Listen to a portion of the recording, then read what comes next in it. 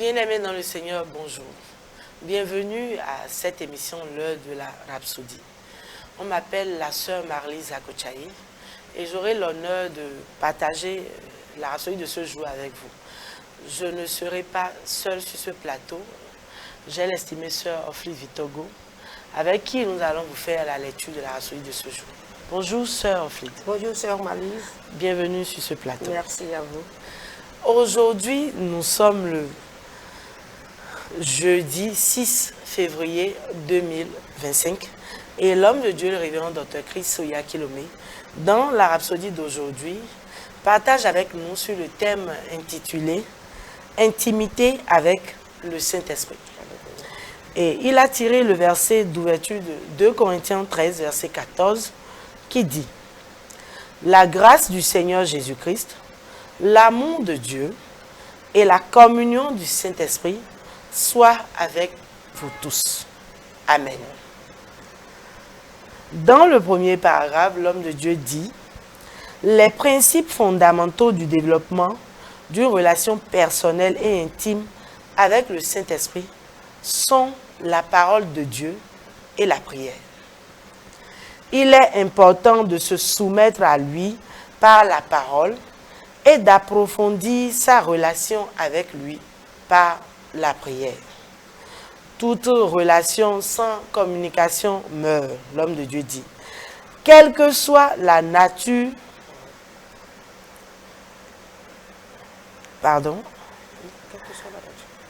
quelle que soit la nature de cette relation, qu'il s'agisse de la relation entre des parents et leurs enfants, des époux, des collègues de travail, etc.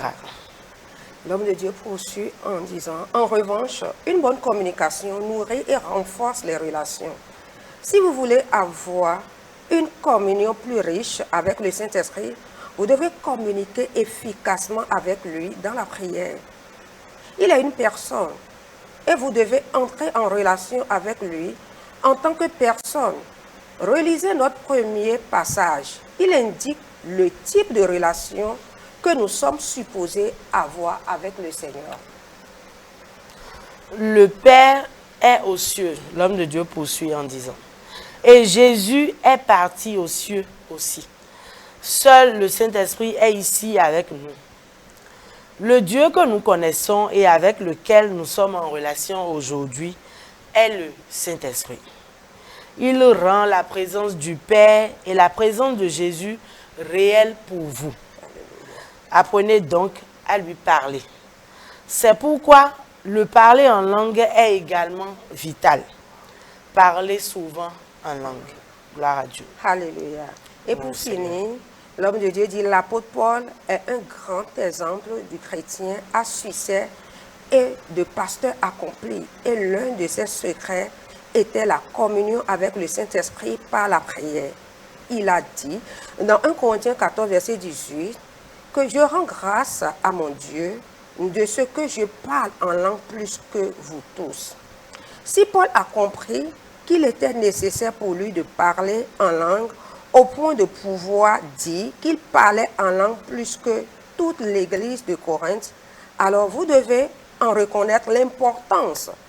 Parlez en langue chaque jour et de temps en temps et construisez une relation solide avec le Saint-Esprit. Alléluia. Gloire à Dieu. L'homme de Dieu, dans cet article, nous voyons clairement, déjà dans le premier paragraphe, il a dit que pour développer une communion avec l'Esprit de Dieu, nous devons nous attacher à la parole et aussi au travers de la prière. Et il a dit que sans relation, sans communion, la relation meurt.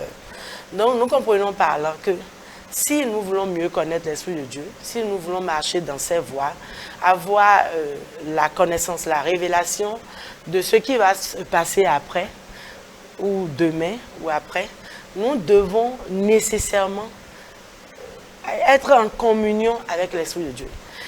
Et quand nous communions avec lui, c'est-à-dire au travers de l'étude et de la méditation de la parole de Dieu, et aussi quand nous prions avec lui, nous sommes plus tournés vers, nous sommes en fréquence avec lui, nous avons directement dans notre cœur des chemins tout tracés Et il nous inspire, il nous parle, il nous révèle les choses à venir. Et nous ne sommes plus dans l'obscurité à propos de quoi que ce soit. Sœur Ophélie, vous avez quelque chose à ajouter par rapport à ça? Et dans le développement du thème de ce jour, nous comprenons que l'homme de Dieu a dit que sans une communication, il ne peut pas y avoir une bonne relation. Non seulement, c'est que même les exemples de la vie pratique nous montrent. Donc, même dans le couple, si le couple ne communique pas bien, la relation est brisée. Il y a de quoi que ce couple-là ne s'entende pas. Maintenant, plus on communique avec quelqu'un, plus on a une bonne relation, bien tissée avec cette personne-là. Si nous prenons déjà dans la vie courante ce qui se passe et que nous comparons à l'Esprit de Dieu, si nous voulons avoir de la communion réellement avec le Saint-Esprit, il faut que nous méditons la parole de Dieu, dans l'étude de la parole de Dieu et la prière. La prière, c'est une communication aussi, c'est-à-dire, lorsque nous sommes en train de méditer la parole de Dieu, d'abord, nous sommes familiers aux voix du Seigneur, et puis nous prions. Nous le connaissons mieux, nous savons mieux comment le servir, comment marcher avec lui. Et en priant, il y a une communion, une communication. Nous lui parlons et il nous parle. Alléluia. C'est ça, là, cet aspect-là que beaucoup de chrétiens ne comprennent pas. Dans la communication n'est pas orientée vers une seule personne. Non, la communication, c'est interchangeant. C'est-à-dire que l'autre me parle, je lui prête attention, il me répond, je lui parle, lui aussi me répond. Vice-versa. Alléluia. Gloire à Dieu. Alléluia. Alléluia. À présent, nous allons prendre la prière et vous voudrez bien répéter après moi. Cher Père. Cher Père. Je te remercie. Je te remercie. Pour le don du Saint-Esprit. Pour le don du Saint-Esprit. Je reconnais sa présence dans ma vie. Je reconnais sa présence dans ma vie. Et je me soumets pleinement. Et je me soumets pleinement. À sa direction. À sa direction. En communion avec lui. En communion avec lui. Mon esprit se fortifie. Mon esprit se fortifie. Et j'ai la force de vivre. Et j'ai la force de vivre. Victorieusement. Victorieusement. Chaque jour. Chaque jour. Au nom de Jésus. Au nom de Jésus. Amen. Amen. Pour une étude approfondie sur ce thème, vous voudrez bien lire 1 Corinthiens 14, verset 2, Romains 8, verset 26 et Jean 14, verset 16 à 17. Que le Seigneur vous bénisse. Amen. À présent, nous allons vous inviter à faire la prière de salut avec nous. Si vous n'avez pas encore fait, rappelez-vous, sans le salut, vous ne pouvez même pas jouir de cette communion dont nous parlons. Vous pouvez même pas, Dieu ne va même pas vous entendre, vous ne pouvez pas le connaître, et l'Esprit de Dieu ne peut même pas habiter en vous. Donc, c'est une condition sine qua non. Nous vous invitons donc à faire cette prière. Alléluia. Vous allez répéter avec moi de tout votre cœur.